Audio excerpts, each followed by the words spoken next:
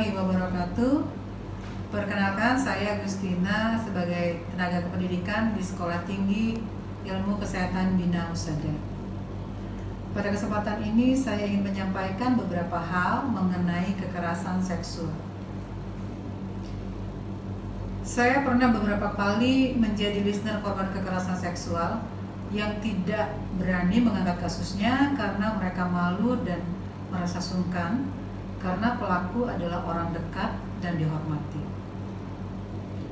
Pengalaman ini menunjukkan bahwa kekerasan seksual bagai fenomena gunung es, di mana kasus yang tercatat dan terproses hanya bagian puncaknya saja. Kasus yang ada di permukaan belum tentu mencerminkan jumlah kasus yang sebenarnya terjadi. Karena dapat dipastikan masih banyak kasus yang tidak terlaporkan atau diadvokasi.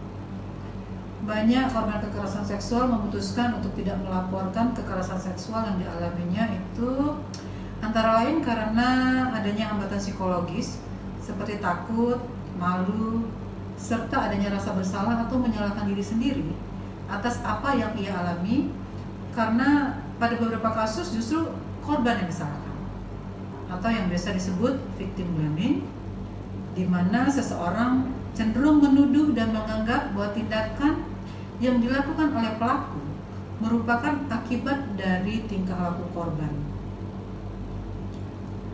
Kekerasan seksual menyebar luas di semua ranah dan usia, dari yang muda dan produktif di ruang real maupun cyber. Pelaku kekerasan masih orang-orang terdekat dan mereka yang diharapkan menjadi pelindung, contoh, dan teladan, sehingga korban takut dan sungkan untuk melaporkannya. Sebagian lain korban tidak merasa dirinya mengalami kekerasan seksual karena rendahnya pengetahuan tentang kekerasan seksual yang mereka miliki, sehingga mereka menganggap bahwa mereka bukan korban, bahwa yang mereka alami itu bukan kekerasan seksual, tetapi hanya candaan biasa. Kemudian hal lain yang menyebabkan korban enggan melaporkan kekerasan seksual yang dialaminya itu karena masih kurangnya pengetahuan dan informasi terkait mekanisme pelaporan korban kekerasan seksual. Kepada siapa mereka harus melapor, kemana mereka harus melapor. Dan juga mereka enggan melapor karena khawatir atas minimnya perlindungan identitas bagi korban, sehingga mereka takut akan tersebarnya informasi tentang perkaranya yang nantinya akan berdampak pada mental health-nya si korban. Mayoritas kekerasan seksual di lingkungan kampus itu terjadi umumnya itu pada mahasiswa, namun tidak menutupi kemungkinan adanya karyawan atau dosen yang juga mengalami kekerasan seksual.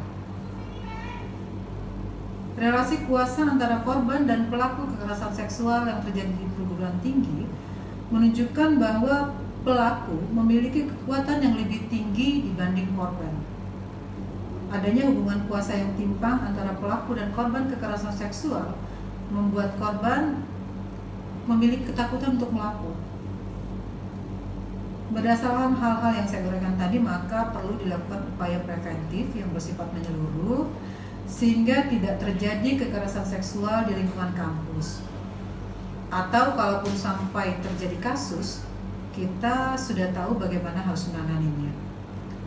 Salah satu upaya yang dapat dilakukan adalah dengan dibentuknya Satuan Tugas Pencegahan dan Penanganan Kekerasan Seksual di lingkungan kampus STIK Bina Husada, di mana pembentukan Satgas ini bertujuan untuk menciptakan lingkungan aman dan bebas dari tindakan kekerasan seksual, sehingga kampus menjadi ruang aman khususnya bagi mahasiswa. Dan pembentukan Satgas ini juga merupakan bentuk dukungan terhadap kebijakan Permendikbud nomor 30 tahun 2021 terkait pencegahan dan penanganan kekerasan seksual di perguruan tinggi. Semoga Satgas yang terpilih nanti dapat memberikan edukasi tentang kekerasan seksual, pencegahan dan penanganannya kepada seluruh warga kampus, sehingga kampus terbebas dari kekerasan seksual. Dan apabila terjadi kasus, maka Satgas dapat melakukan pendampingan yang berpihak kepada korban, menjaga kerahasiaan identitas korban dan informasi terkait kasus kekerasan seksual, menciptakan lingkungan yang protektif dan kondusif bagi korban, saksi, dan atau pelapor, juga bisa memprioritaskan keamanan data dan keselamatan korban, saksi, dan atau pelapor dalam penanganan kasus, memberikan perlindungan bagi korban, saksi, dan pendamping korban dari berbagai bentuk intimidasi.